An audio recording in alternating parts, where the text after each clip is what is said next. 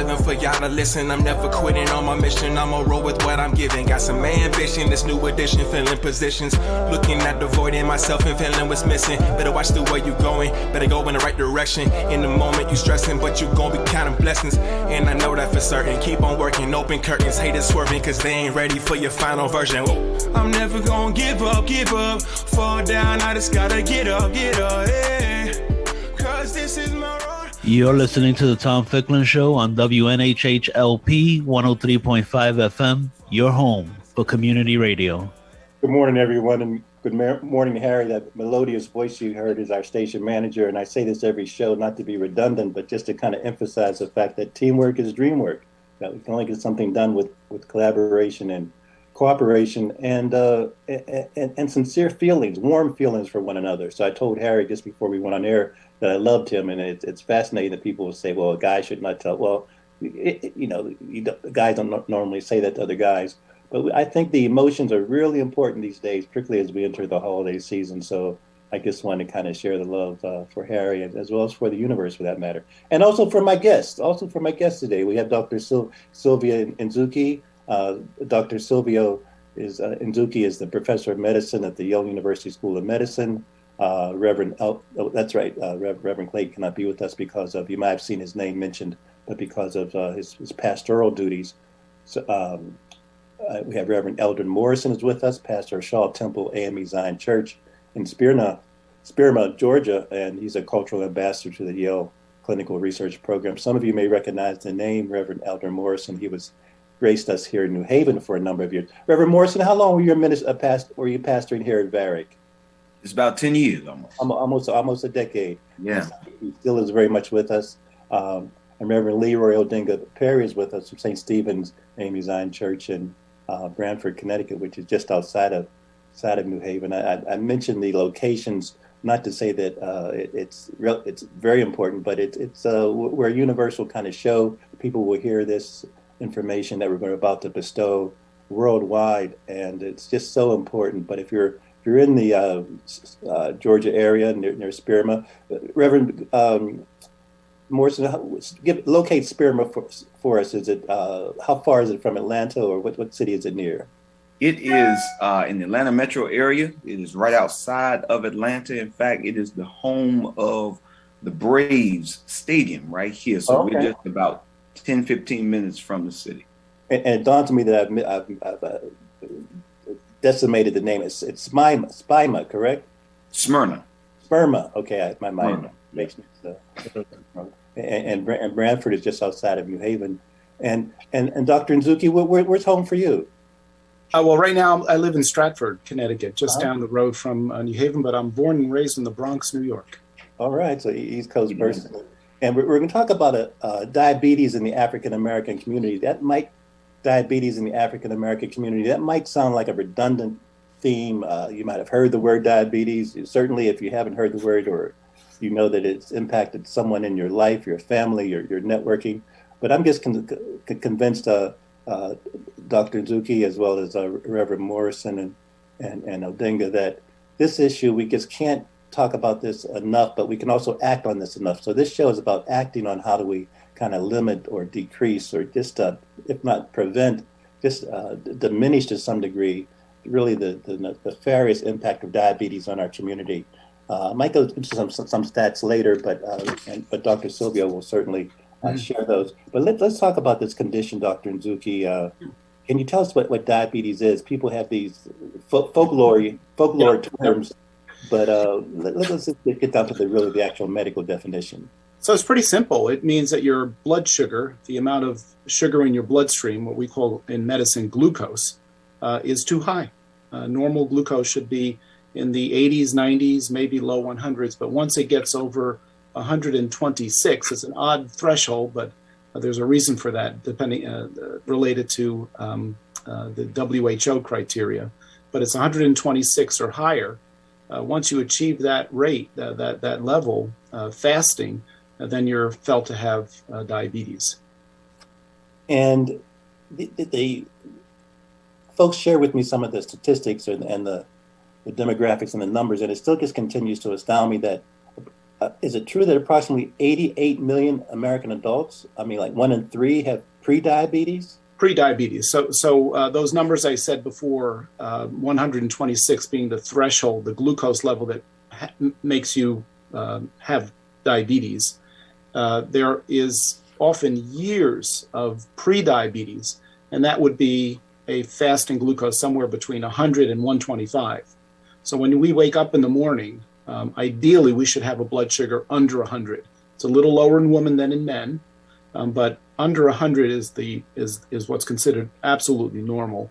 100 to 125 is this phase we call pre-diabetes, and then 126 is where you have diabetes, usually type 2 diabetes.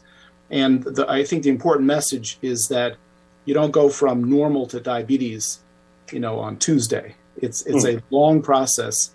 It takes years, if not decades. And we know from clinical studies done here in the US, which included lots of people from minority communities, that good diet and good exercise and just keeping moving can have an enormous impact on reducing the rates of progression. In other words, you can eliminate the individuals who progress from pre-diabetes to diabetes with healthy lifestyle. But there are a bunch of googobs, a tremendous amount of folks that are on the on-ramp to potentially getting diabetes unless. Last time the CDC reported this, which a couple of years ago I recall, was 34 million Americans have type 2 diabetes. And I believe the amount of pre-diabetes, my recollection is 82 million, but irrespective of the number, it's a lot of people. Not everyone with pre-diabetes will develop diabetes, but it's the number I keep in mind is it's about 5 to 10% per year of the diabetes. You can think of it as a lake that feeds the stream of diabetes. The people who get diabetes come from that lake of individuals with pre-diabetes, but not everyone who has pre-diabetes will get into that stream of type 2 diabetes. Indeed. And we're going to talk about the various types, and I'm glad you referenced the phrase clinical trials. We'll certainly talk about that as well. I just want to stick with the pre-diabetes for a second, because folks, and you alluded to it a little bit in terms of mobility, but what is there a treatment, or is it reversible, or what? I just want to hold on to that point for a second to prevent people from graduating. Yes, right.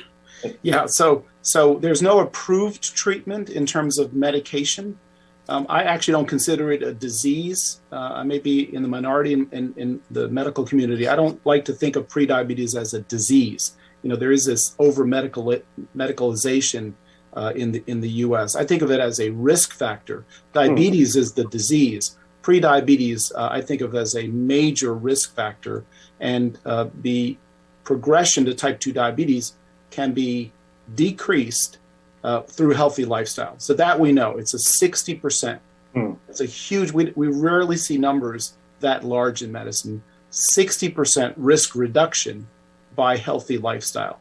And those are, just very doable things like losing 7% of your body weight, because most people with prediabetes and diabetes type 2 we're talking about are overweight, if not obese.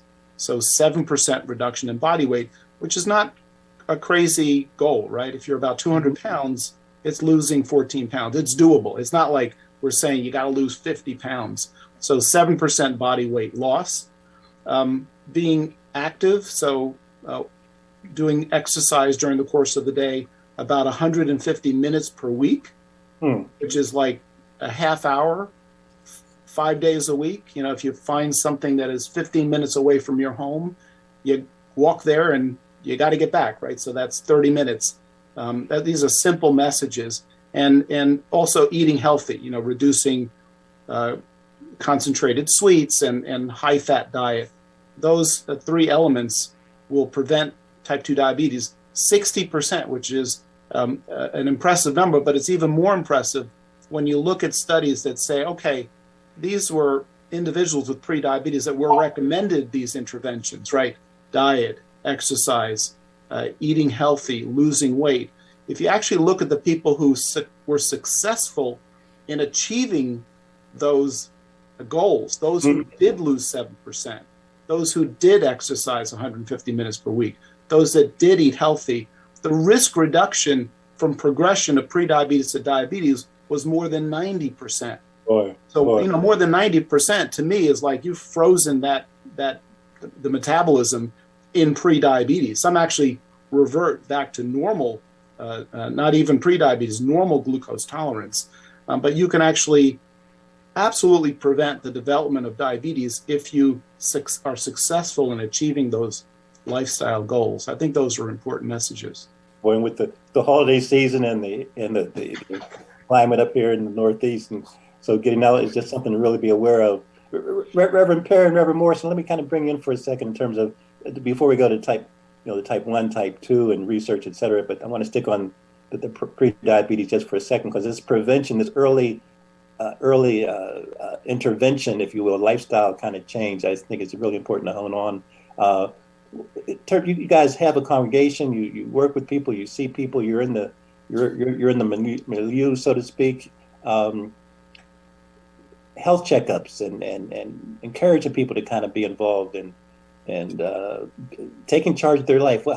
What are some of your thoughts about how the church kind of gets involved with that in terms of promoting, and I won't say baptizing or anointing, but just inculcating within your body politic the need for these preventive steps? Reverend Perry would like to go first. Yes, Tom. I think that the awareness is so important right now for us in the Black community in particular. And, if you don't get regular checkups, you don't have access to a primary care physician, and the only time you see a doctor is in the emergency room, it's very unlikely that you will be diagnosed for anything other than what you go to the emergency room for. I would say, too, that as growing up in a society without an iPhone and iTablet, we spend most of our time at the park, playing basketball, running, and outside.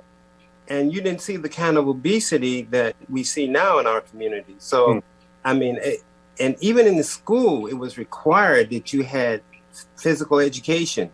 I'm not sure. I think we have to go back to looking at all the segments of our community and seeing how we can put together a package to help with prevention and management of prediabetes and diabetes. So it has to start in the home. What do you eat?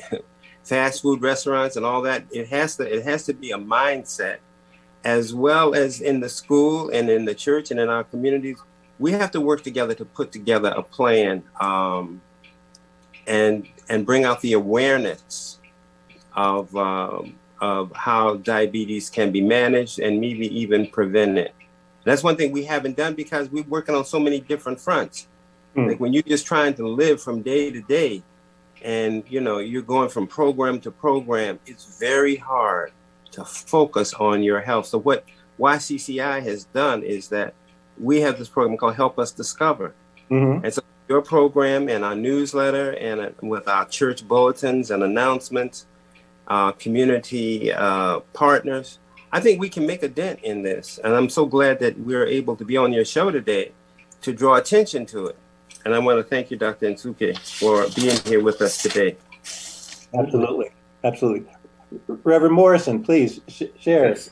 And promise not to pass the collection plate until after the... I'll promise not to do that. I think Dr. Perry, really just hit on to so many things. And while he was talking, I was actually thinking about how the cultural ambassadors started with YCCI. And diabetes was one of the first things that we talked about, cancer and diabetes, because it is ravishing our community so badly. It seems like with every generation, it's getting worse. And part of that is what Dr. Perry said, is that a couple of generations ago, you were more active. My grandparents talked about how they walked everywhere in their community. Right now, we drive everywhere, or we are at home because of a pandemic. So everything is delivered to us rather than going somewhere, walking, getting out, fresh air, all those kind of things. We just don't do it anymore. And so our communities are suffering. Our kids are in front of computer screens for school, and then TV screens with the games and things all day long. And so encouraging our people is something that has become a part of the church, I think, to become active again, to get out and to go to the park, to walk, to lead healthy lifestyles. I think in the church, it's become maybe a tag word, it's been holistic. So not just religion, but how is your physical health? How is your mental health along with your spirituality? And we've had to be intentional about fusing these things together. So it seems like the more we preach it, the more we talk about it, it seems like it's not getting better. So the partnership with Yale, the partnership with Yale Medical School, YCCI, and even what you're doing now, Tom, is so very important because our people need to hear it in multiple ways. Well said. Dr. Nzuki, let's jump to have these people hear these words, type 1, type 2, and they may not be as familiar with gestational diabetes, but what's the difference between these forms of type 1, type 2, and gestational diabetes? What's the delineation there? So it used to be pretty simple, but it's gotten a little bit more complex recently, and I'll try to explain why. It used to be that if you were a kid and got diabetes, you had type 1 diabetes. And typically these were thin, lean, previously healthy children, sometimes teens, sometimes young adults. But the feature was that they were young in life, they were not overweight or obese, and the diabetes was severe. In other words, their blood sugar went up to 600 when they were diagnosed. That's type 1 diabetes. That is a immune destruction of the pancreas. The pancreas is the organ that produces insulin.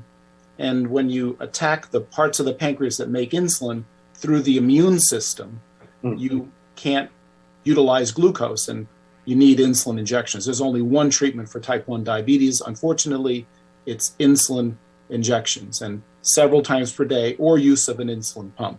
So that's type 1 diabetes. Type 2 diabetes, older individuals, typically over age 45 to 50, often people in their 50s and 60s. And typically these individuals are overweight or frankly obese. And the physiology, in other words, the biology of the diabetes is completely different. It's almost two different diseases. The insulin is still being produced in people with type 2 diabetes. It's just that insulin doesn't work well.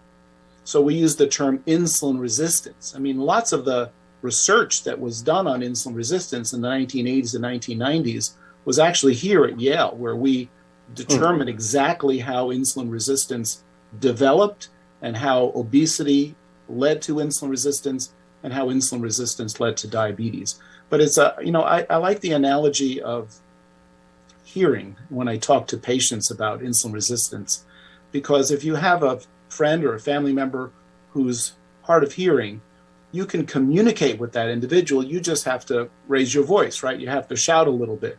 Well, that's what happens to the body. The body needs insulin to get glucose levels into the cells where they can be burned. It can be burned for energy and out of the bloodstream where it does damage. And the cells of the body that absorb glucose are a little hard of hearing to the insulin signal. They can't hear the signal very well. So the pancreas shouts, it makes more and more insulin to cram the glucose into these cells, because the pancreas really wants to keep the blood sugar down to normal, wants to avoid diabetes. And you can imagine that the analogy we also use when we talk about the development of this insulin resistance leading to high insulin levels, that over time, to continue the analogy, the pancreas gets a little hoarse. It gets tired of shouting all that insulin, and therefore it starts to decrease its insulin production. It poops out. It can't make that much insulin over many, many years. And now you have a disconnect. You have the body that needs more insulin because of insulin resistance, hard of hearing, like I said before, and the pancreas that can no longer shout that much insulin to the rest of the body, and that leads to the glucose creeping up, initially from over 100 into the pre-diabetes category, and then once it hits 126 into the type 2 diabetes category. So that's pretty simple, right? Young, skinny, type 1, severe diabetes, it happens right away. It happens suddenly. Type 2, older, overweight, or obese, not so much insulin deficiency, but more insulin resistance, eventually some degree of insulin deficiency. But you have lots of wiggle room in type 2 diabetes. You can get people under control just with diet if it's early enough. You can get people under control with pills. We now have 12 different medications to use for type 2 diabetes. And then you can resort to insulin in later stages when the medications don't work. But there's a lot more flexibility in managing patients with type 2 diabetes. And gestational diabetes, the reason I love these shows is it might be that we're talking too specifically about medical terms, and people have not gone to medical school, and some of these words might go in one ear and out the other. But just in terms of, as Reverend Perry and Reverend Morrison have mentioned, information is so important. So gestational diabetes, what's that all about? So gestational diabetes is basically diabetes that occurs in a woman who is pregnant that did not have diabetes before. And I like to think of it as, if you take what I just described, that 10-year process, 10 or 15-year process from going to normal to pre-diabetes to diabetes because of worsening insulin resistance, if you can squeeze that into 9 months, that's what happens in gestational diabetes, is that typically these are women who have type 2 diabetes in the family because there's a strong genetic component to diabetes. And it's typically women who are overweight, not necessarily obese, but overweight. And they have insulin resistance. And when they have the baby inside, the placenta produces many hormones that worsen insulin resistance. It's complicated why that occurs, but just having the baby inside increases insulin resistance. And in those women that can't compensate with more and more insulin production, again, squeezed into 9 months, they develop high blood glucose, and we call that gestational diabetes. So it's very similar to type 2 diabetes, just occurring in younger women who are pregnant. And Reverend Morrison and Reverend Perry, bear with me for a second. I just want to ask a follow-up, Dr. Nzuki, about the gestational. So if I'm a pregnant woman in my 30s, how do I know, what kind of tests can I take to kind of determine my susceptibility, if you will? Is that for me? Yes. Oh, so I think that there's we call it GDM, gestational diabetes mellitus, GDM screening that occurs typically in the second trimester. And that is now recommended in everyone. Even when I was training, it was not given to really thin women. But now the American Academy of OBGYN recommends that there's routine screening of all women who are pregnant in their second trimester. And that's a glucose tolerance test where they drink glucose and they measure the blood glucose, and there are certain criteria as to whether they're headed to gestational diabetes. However, if a woman has risk factors, in other words, let's say she is overweight, or there's a strong family history of diabetes, or she may have had gestational diabetes during an earlier pregnancy, well, that we would consider that woman high risk, and we wouldn't wait for the second trimester. We'd screen them right as soon as they find out they're pregnant with certain testing to see if they're headed for gestational diabetes. Just so much information to digest. Is it fair to ask Reverend Perry and Reverend Morrison? I'll come to you in a second. But is it fair to ask Dr. Nzuki, and I think you might have alluded to this by nuance, but I just wanted to kind of drive the point home if we have any clear evidence of what causes type 1 and type 2 diabetes. Is that a fair question to ask? Yeah, if you're asking me, who you're asking the question to, John? Dr. Nzuki, I'd like to get his medical opinion first. Is it fair to ask the actual cause? What causes? Yeah, that's a great question, and if you figure it out, you'll get a Nobel Prize. So let's work on it.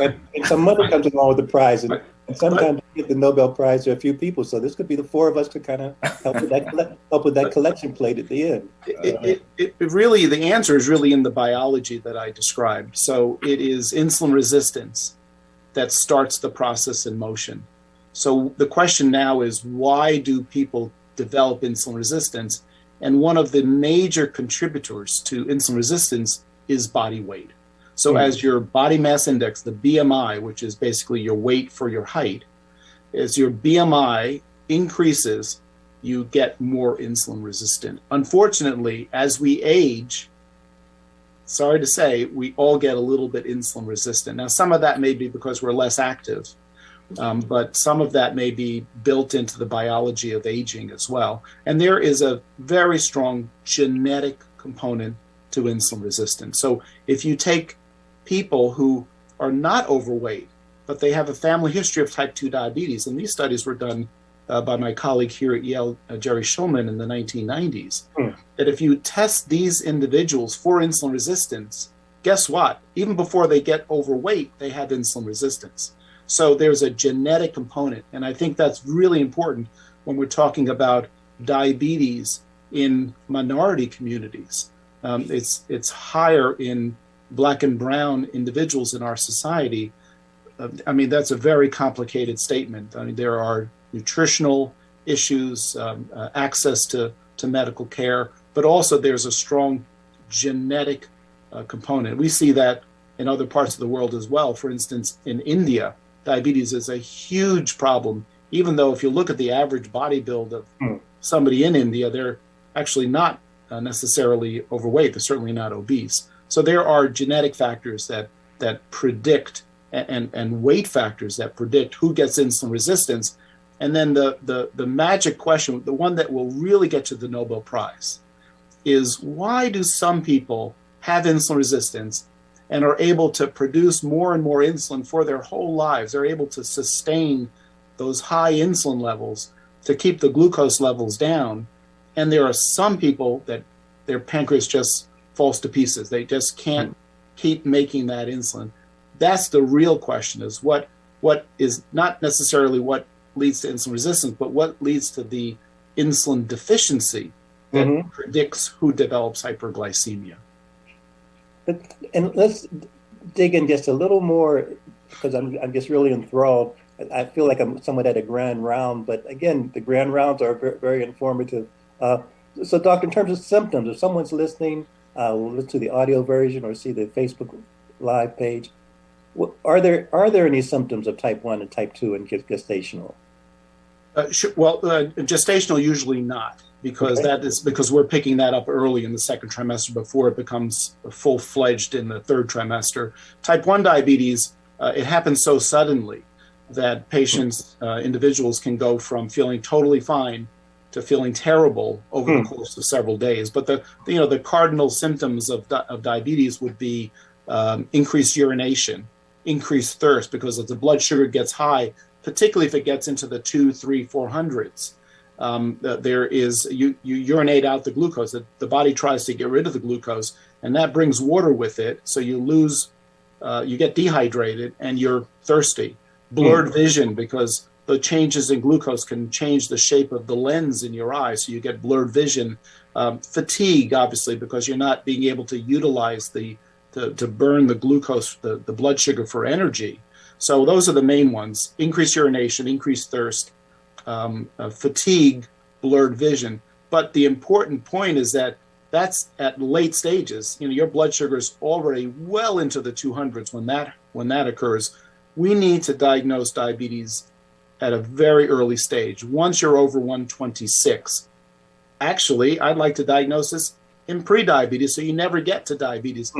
Trust me, it's much easier to treat pre-diabetes than it is diabetes. Because once you're into diabetes, then there's complicated medications, sometimes insulin that's required.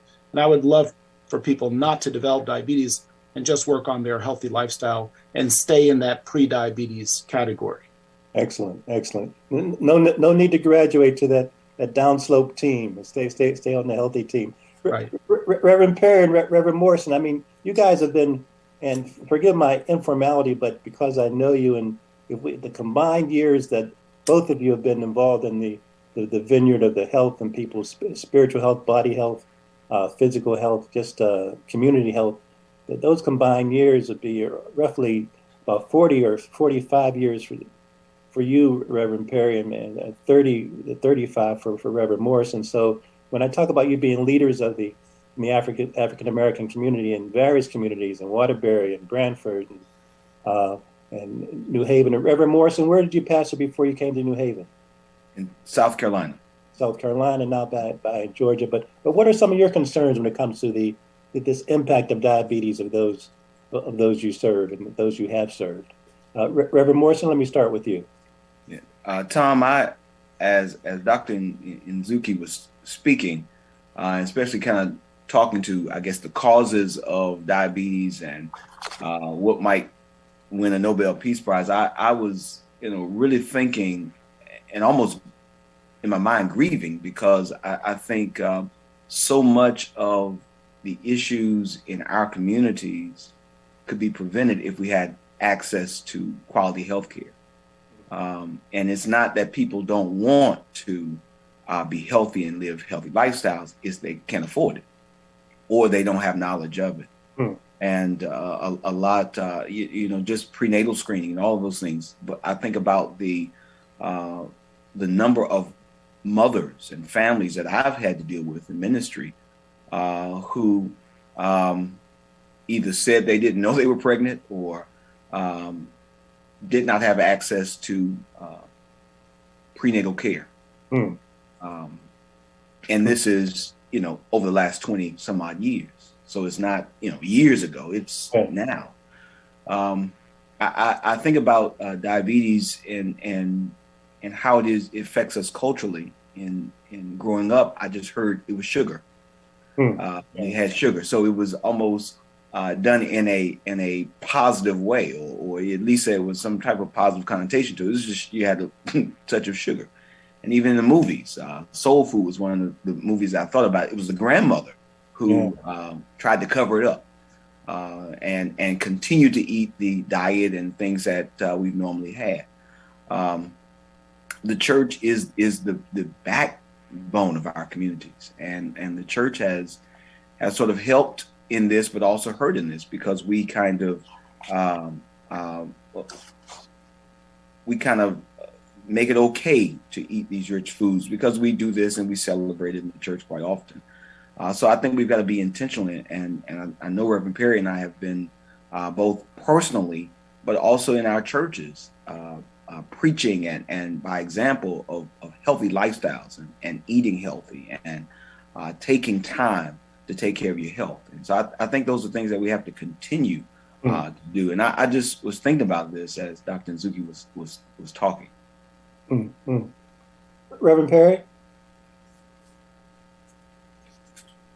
I agree with Reverend Morrison in so many ways, how we undermine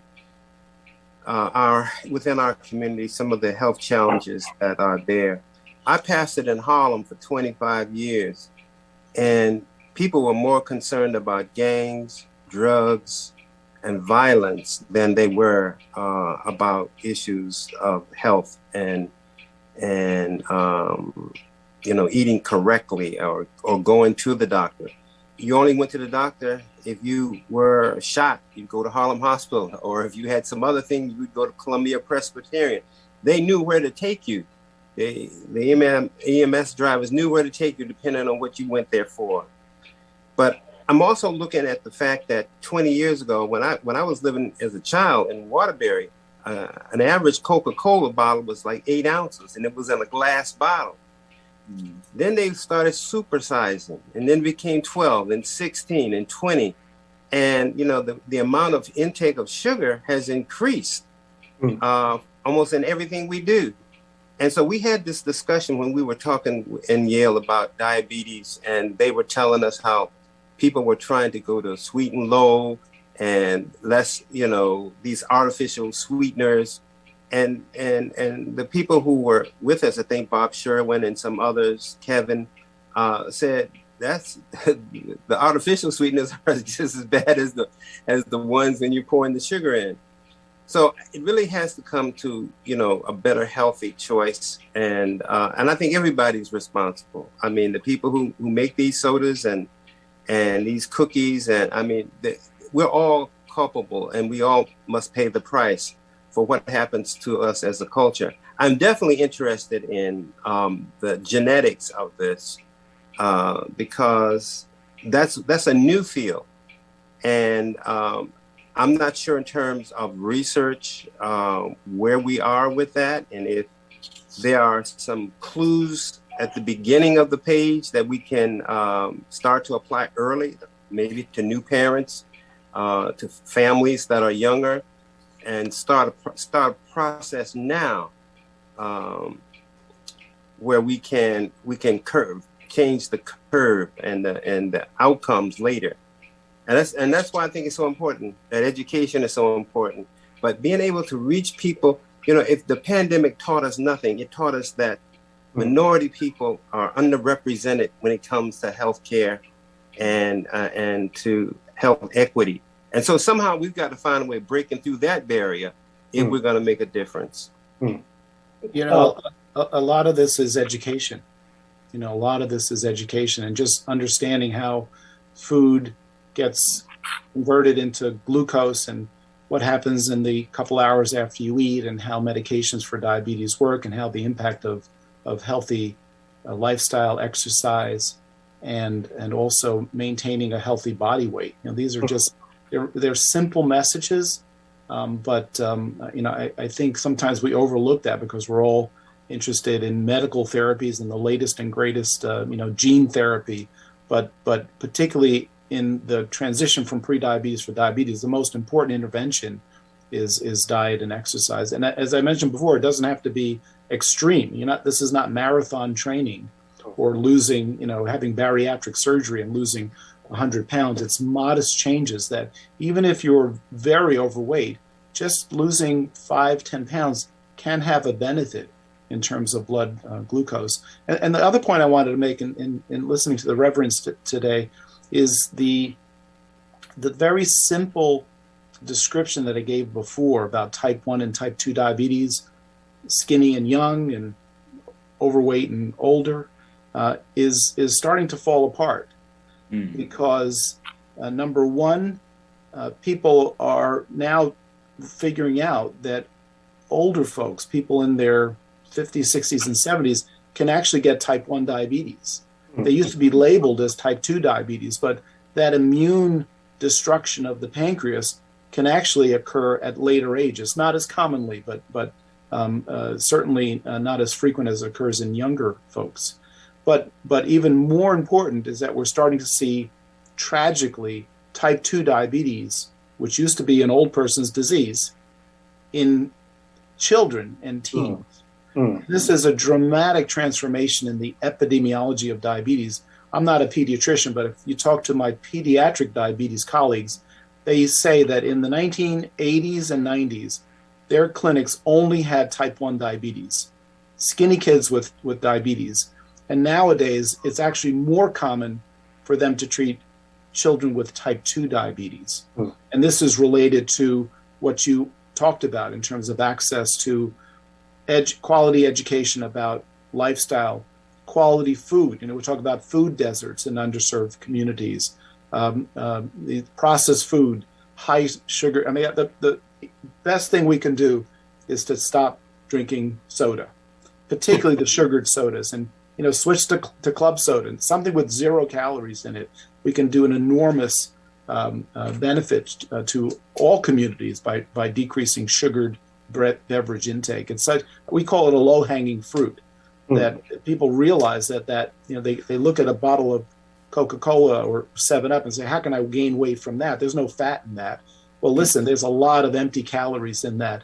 And I've seen patients really lose tremendous amount of weight by making that simple intervention of stop drinking sugared beverages. If you do that, there are some patients that I've seen that are having 3 or 4 cans of soda per day. And if you do the math, that's 150 calories times 4, that's 600 calories a day. And there's, 3,500 calories to the pound. So every 6 days, let's say round it off to a week, every week that they're drinking 4 cans of soda a day is a pound. And over the course of a year, that's 52 pounds. If you stop doing that, you can lose 52 pounds in a year. You know, these are they may sound complex, but they're actually very, very simple. We have about 11 or so minutes, so time flies when we're really sharing and communing. But Dr. Nzuki, it seems to me you planted the seed about take us to research and new developments, and just kind of lift us up a little bit with some possible where things are going to make life a little easier for folks. Well, my research has been focused on optimal medical therapy for type 2 diabetes. In other words, matching the right pill to the right patient. And I think that in the past, we didn't have a lot of options. So we had insulin and we had a couple of pills that we used for diabetes. They all had side effects. Patients would gain weight. They developed the opposite condition, which was hypoglycemia, which is even worse than high blood sugar, because you can actually pass out and even develop a coma if your blood sugar is too low. But during my career, I've seen the enormous advances in new therapies for diabetes that actually have additional benefits of either not leading to hypoglycemia, in other words, they stop working once the blood sugar is normal. That's terrific. And also drugs that make you lose weight. They control your blood sugar and reduce your appetite and make you lose weight. And then over the past 5 or 6 years, we've been focused on one of the major complications of diabetes. All people know that diabetes can lead to vision loss, even blindness. It can lead to kidney failure and the need for dialysis. And it can lead to nerve damage, something we call neuropathy, that can lead to the need for amputations and sores on the feet. But what a lot of people don't know is that it's the major cause of heart disease, especially in the Black community, because hypertension is so rampant. So heart disease, heart attacks, strokes, heart failure, sudden death are all increased 2 to 3-fold in people with diabetes. And what we've looked at recently, this is just almost hot off the presses, but just in the past few years, we're now discovering that certain medications that we use for diabetes actually have a side benefit of reducing heart disease, reducing heart failure, and reducing stroke. So getting this message out that these newer therapies, unfortunately, they're all branded products and unfortunately very expensive.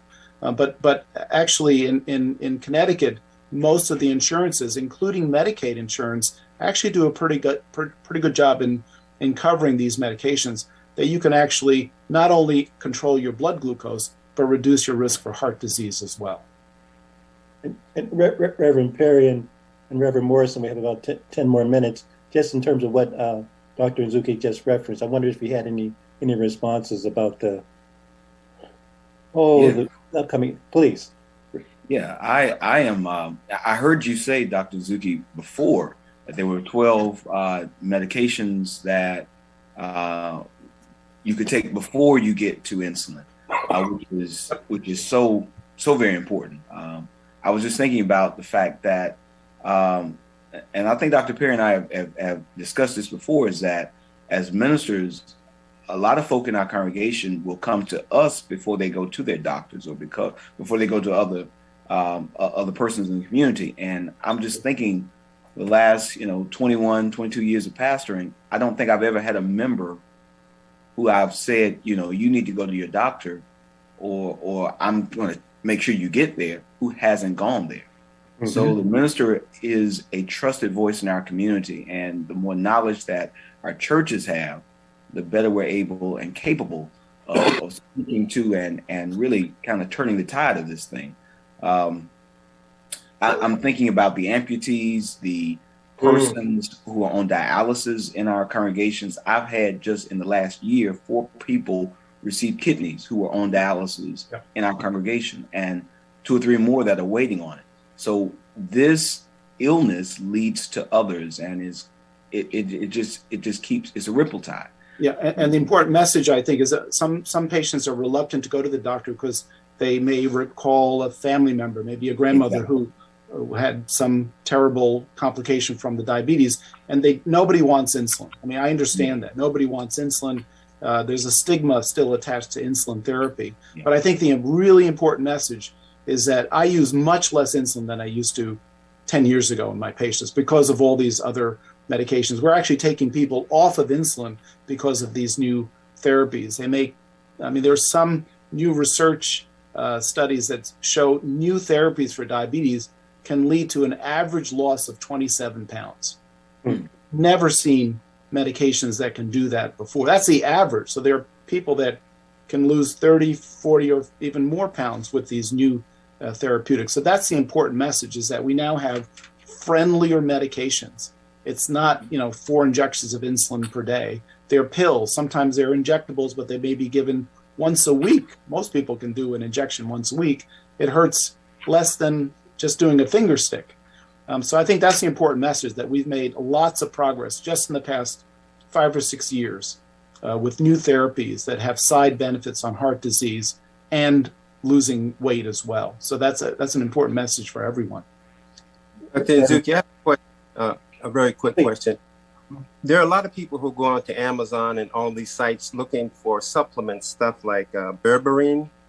And for some people, it seemingly does have some benefits. Do you have any comments about that? Yeah, I've seen that patients really benefit from lots of nutraceuticals, cinnamon, vanadium, berberine, as you've mentioned. The problem is that they're not well studied. And when they are studied, the benefits seem to be, kind of modest. And that's a problem, right? Because we know that prescription medications, we know what they do. We know their warts in terms of side effects. We know their benefits because the FDA mandates these large studies involving sometimes tens of thousands of people. So we're pretty certain that medication, there's always surprises. There's some mistakes made in drug development, but we know what the medications can do and what they can't do. With these nutraceuticals, and I have a healthy respect for what I don't know, but we just don't know how safe or how effective medications are, because the studies are not sponsored by large drug companies, right? Because there's not a lot of profit in them. So we don't have 10,000 patient studies. We may have 30 patients studied for 6 weeks, and you see a benefit. You're not sure if it's going to be long lasting, but I think I would talk to your doctor about things that you want to start, and just be very careful, because there's a lot of charlatans out there, particularly on the web, in terms of trying to sell things that are potentially not only not effective and therefore risky because they cost money, but also may not necessarily be safe. But yes, I agree that traditional medicine doesn't do a good job in focusing on some of these nutraceuticals, which may have some benefit. Gentlemen, we have about 5 minutes, so any closing thoughts or ideas, or just prayers, or even just suggestions in terms of clinical trials, Dr. Nzuki. Are you involved with some currently, or is there still, if someone wants to be involved, is that a possibility? Yeah, most of my work has been in heart disease and diabetes, and we're working on some newer formulations of diabetes therapies that have additional benefits both on the heart as well as on the kidney.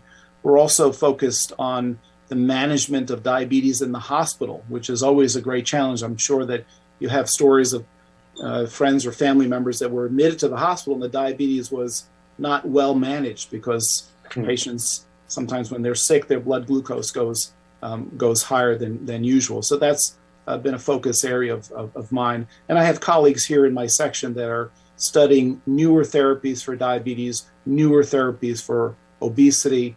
Professor Kevin Harold, I think it was Reverend Morrison may have mentioned, or Reverend Perry, that had actually been on the hot pursuit of prevention of type 1 diabetes. So he's a type 1 diabetes specialist, and he actually had a major discovery in the New England Journal of Medicine about a year and a half ago, showing that if you take individuals that are predisposed to type 1 diabetes, this is the immune form of diabetes, and you give them an immune therapy, you can actually prevent the development of diabetes. Very, very exciting work. So lots of interesting things going on at Yale in metabolism and diabetes. Are you still seeking people to participate in the trials?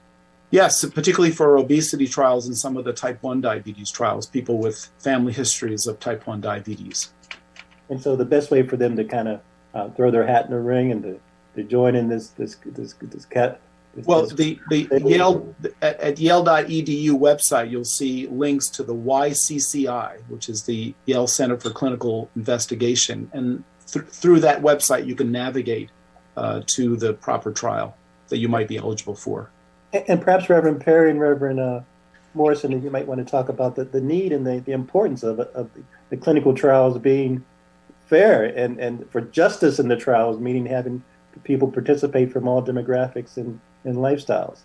Any comments in that regard about that urgency? I would just, go ahead, Doctor. No, you go ahead. Yeah, I was just going to say that recently I've been appointed presiding elder over a district, our new district in South Korea, and discovering that even there, diabetes is an issue. And I'm dealing with largely Liberian persons who've been refugeed in South Korea. So in people of color, this is an issue.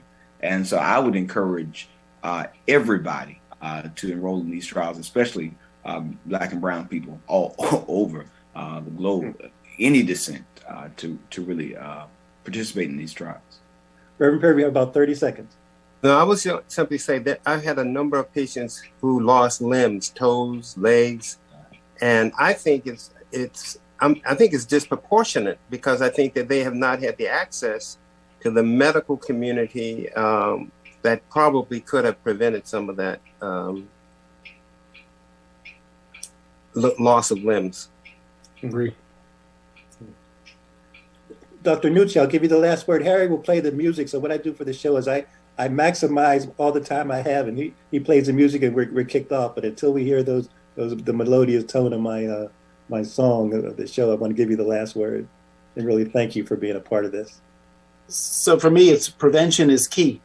You know, I treat diabetes, but I don't want to treat more diabetes. I'd rather people stay normal or in the pre-diabetes, which is a healthier physiology, and keep moving, reduce sugared intake, lose 7% of your body weight, and you will prevent type 2 diabetes. Okay. So that means that do not eat Reverend Perry's food then if you want to die. Or drink the church punch. Don't do that. Or drink the church punch. Thank you, gentlemen. Thank you so much. Thank you, Tom. Happy holidays, everybody. Thank you.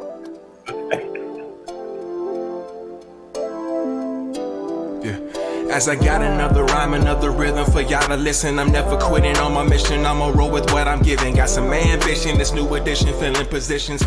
Looking at the void in myself and feeling what's missing. Better watch This the is way Harry you're going. Groves, and Better you're go in the listening right to direction. In the moment you stretching what you go, be counting blessings. 103.5 And I know that for FM, certain. New Keep Haven. on working, open curtains, haters swerving, cause they ain't ready for your final version. I'm never gonna give up, fall down, I just